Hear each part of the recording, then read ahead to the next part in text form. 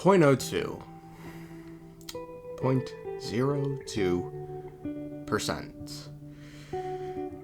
What's that? What's that percentage, you might be wondering? Sounds like a really small number, huh? I mean, 0.02, that's madness. Things in life that have a 0.02% chance of happening. I don't know. Let's see. You have a 0.02% chance of rolling a 10-sided die and getting the same number 4 times in a row. A 0.02% chance represents the odds of you flipping a coin and getting either heads or tails 12 times in a row. Fun fact, if you're a parent or soon to be one, your kid has around a 0.02% chance of being born polydactyly and become some freak monster with an extra finger or toe. So we can reasonably surmise from these examples that a 0.02% chance, or 1 in 4,096 odds, to be specific, is something you wouldn't really expect to happen to you. So you can imagine my surprise when I pulled for Firefly thinking there's no way in hell I lose my 8th 50-50 in a fucking row. But oh, what do you know? That's not Firefly. That's what reminded me of Firefly was the hunt character. Because I don't believe she was. No, that's not Firefly. That's Yancock from the fucking top rope. You couldn't just wait until I had kids. I would have accepted the fish rejects with webbed feet, but no, instead, Yanqing. You give me Yanqing. No, I don't mind, Yunli. You can get a whole train ran on you at the Cloud Knights. I'll sit here and put a tiara on your head. No, get this nigga the fuck off my screen, dog. I can't.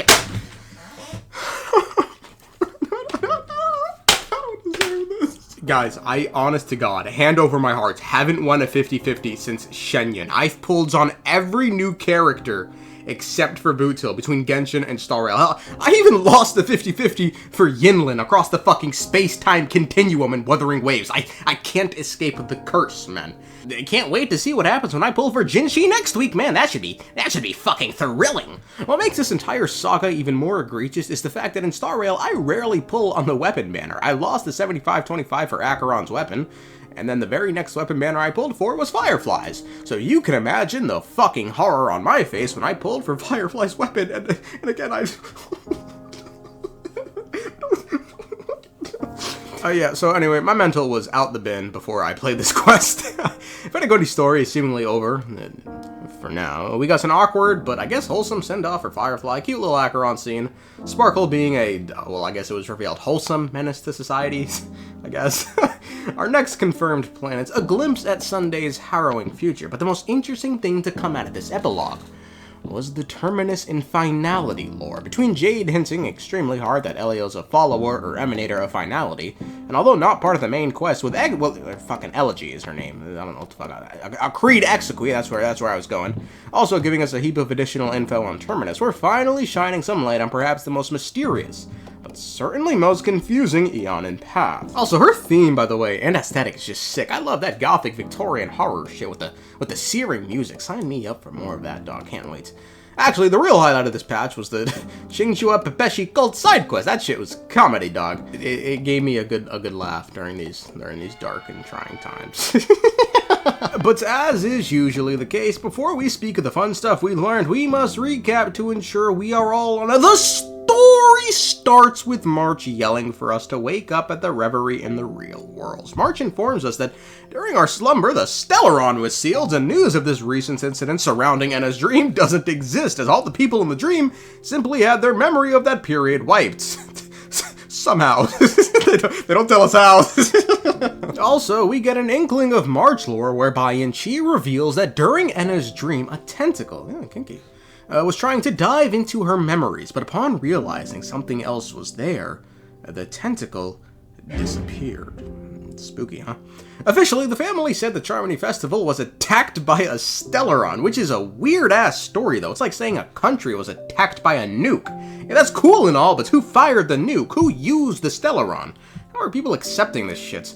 The Oak family has since been shunned by the well, I guess other members of the family, and restoring Penacony has been left to all the families but them. They've invited the Express to an airship, the Radiant Feldspar, to preside over talks with the IPC surrounding Penacony's future. We then switch POVs to Firefly and the 4'7" Silverwolf, that's canon by the way, that's a Canaanite, who's checking in on her via hologram. They speak on Firefly's thoughts about the dreamscape and point out that Firefly is wanted by the Bloodhounds more so than Sam is, which must be a first for her. Silverwolf has thrown her a bone by wiping her from the system, but Firefly should still be recognizable in person, so she should watch out for that. Silverwolf suggests screwing around with the Genius Society members on Penacony, but Firefly instead brings up the fact that her script isn't finished yet, much to Silverwolf's dismay. Although Firefly's script has a predetermined end, she's determined to add her own little marks along the way. We then jump on over to Topaz, who's speaking with this old feller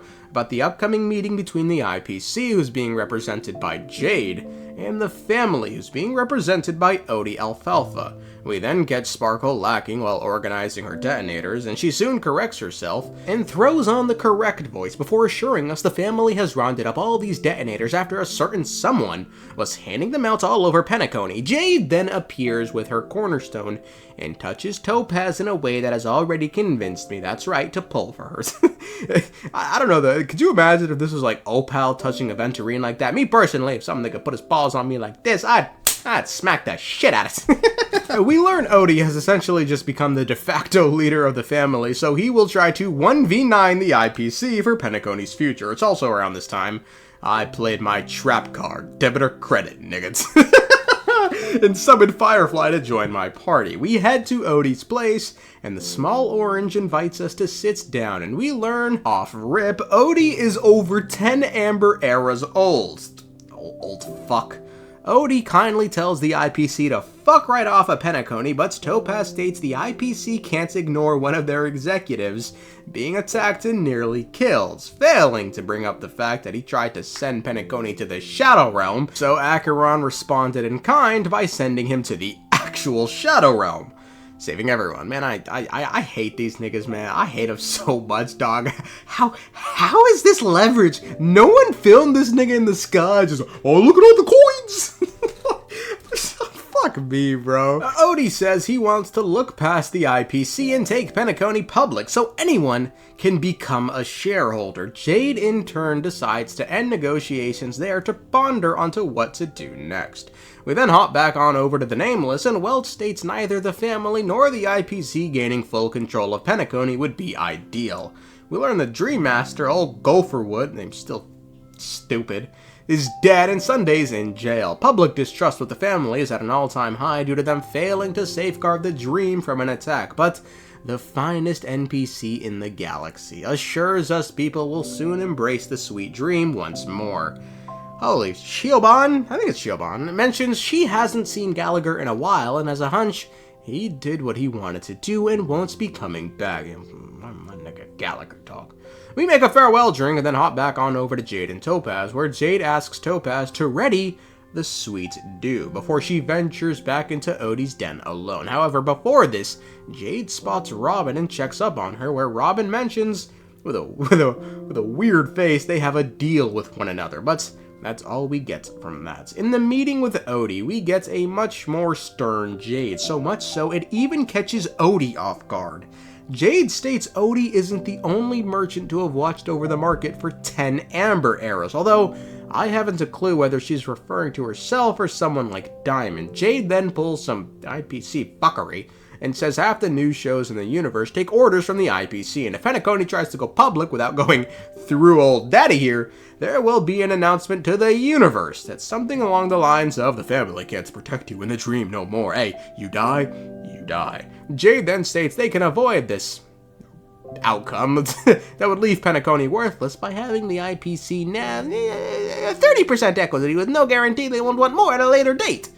Bro, you know what it is? The IPC are the fucking mob. That's what they're the fucking mob, dog. But should he accept this offer, Penacony will flourish and reach new heights. Odie states as a member of the family, he sees no reason to turn that offer down, but as one chosen by Sheepe, he's curious about something.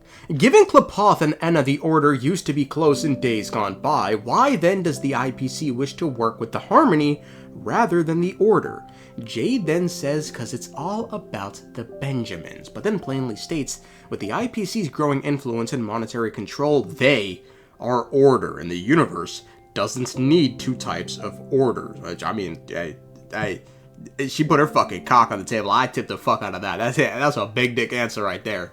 Jade then busts out Sweet's due, and oh my god, it's Himiko. Jade continues that once the IPC gets 30% equity, 5% of that will go to the Astral Express, and Himiko just kinda... Estoy hasta la puta madre banda. With the bulk of the meeting done, Jade bows out of the rest, opting to leave it to Topaz, as she wants to open her own little Bonna Jade pawn shop at the ship.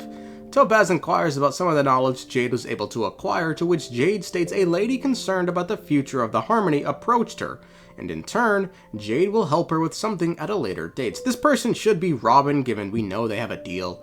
Jade then states she's awaiting a guest, and lo and behold, we swap to Firefly, who's now on the ship.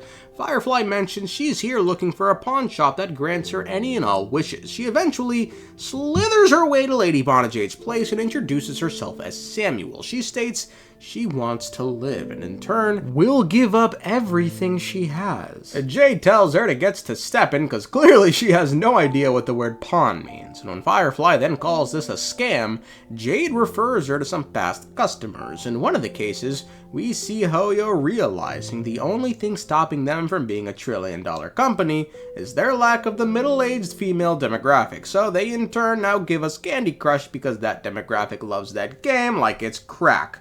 This Stacy feller apparently lost 10 times in a row before finally winning on this go-around thanks to Lady Bonajade. In another case, a young man has finally gotten the yes he's long waited for from his crush, and the final customer was a detective who after 22 years caught the man he's been chasing. Which, can I just say, 22 years, you fucking suck dick at your job. 22 years this nigga was on the run and you couldn't catch him. You're just a fit... Upon realizing the shop isn't a scam, Firefly moseys on over back to Jade's place, and Jade in turn tells us what these people paid for their desires. Loverboy threw up his entire fortune and is now dirt poor and will soon be evicted from the dreamscape.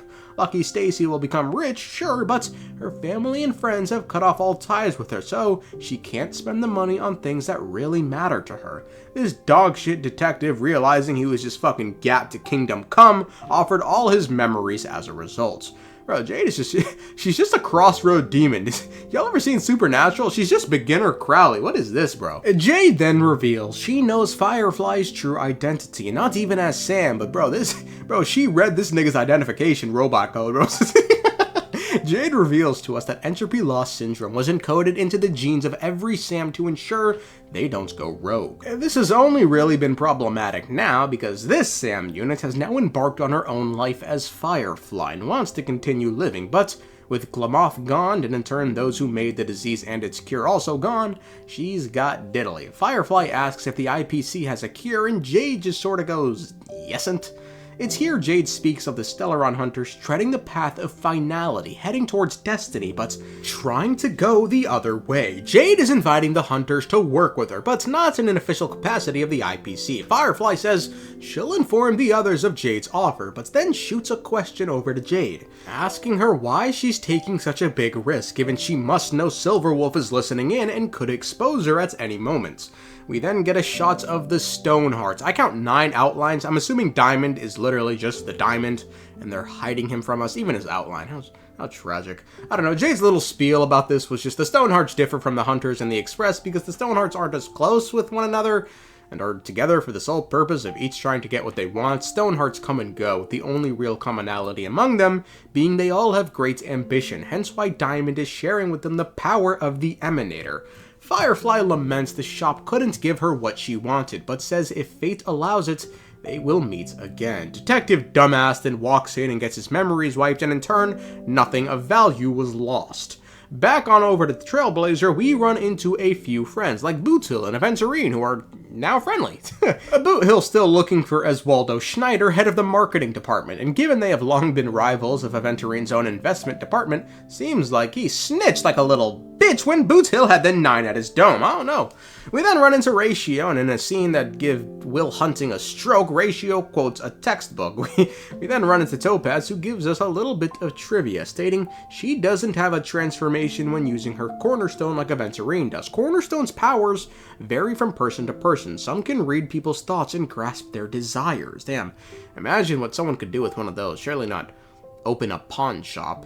Speaking of said pawn shop, we visit Jade at hers, and no matter what you pick, she responds, "We need to cut off Pom Pom's tail and give it to her." I then try out the ticker, but realizing I was as gapped as the detective, noped out of there immediately. We then run into Argenti, who again isn't voiced. Dude, wasn't this a bug in the last one? How is he not voicing? Is this the same fucking bug, just targeting Argenti only? Alright, bro, fuck it. Firefly then runs into us and glazes. She then speaks about her run-in with Jade and apologizes again for lying about her identity. Tryhards in the Bloodhound family recognize her and chase her away. What I assume is the Charmony Festival begins. There's like 12 people here. Bro, I've had Thanksgivings with double, triple this, nigga. The fuck is this? This is a small gathering of fucking festival. Stop lying, nigga. Robin then comes onto the stage and starts glazing and gifts the entire airship to the Express. I'm sure Scroolum was quite pleased to hear this. Sparkle then spawns in and tells us she put a bomb on the ship and pieces out. We start a group chat to get everyone to find the fucking 1,000 bombs on board. Anyway, 999 of them were just dolls, while the one real bomb was out front with Firefly, who received an anonymous text summoning her to its location. Given death now exists in Penacony, Firefly takes this to mean this is her third death, as she will get rid of the bomb in the memory zone. And it's like, semi-confident Sam can protect her? Ah, well, let's watch and find out. The Astral Express and the Stellaron Hunters are like light and shadow. We walk on different paths, intertwined, moving forward and growing together. Maybe the end is predestined, but it is not today. Since things are going too well, let's speed up the countdown. Human life is short, just like fireflies to a flame.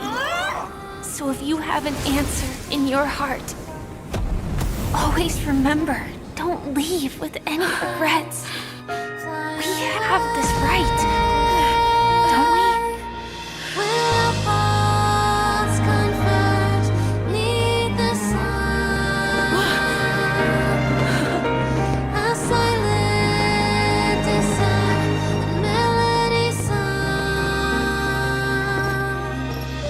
Since you care so much about other people's safety, why don't you go take a closer look?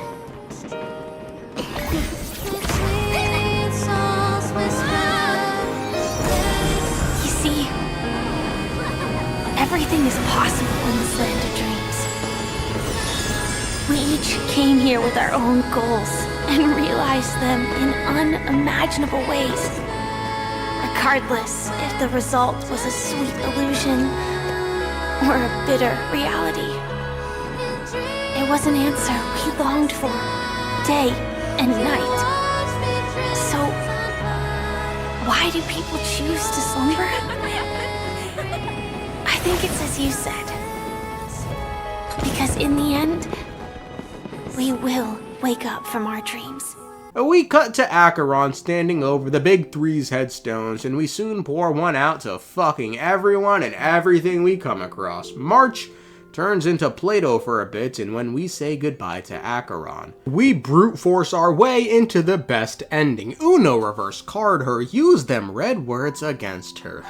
Very nice. Back on the train, Pom Pom cries like a little bitch. We learn the Express uses the Trailblaze as fuel. The more we trailblaze, the more fuel it has. But things been looking kind of dry recently, because ever since the Trailblazer joined, you know, the trips have been a lot longer, and we should pick our next destination with haste. It's then Black Swan fucking materializes out of thin air and suggests we go somewhere not even Akavili itself visited, a planet that's currently chained down by 3 paths: the Eternal Land, Amphorius.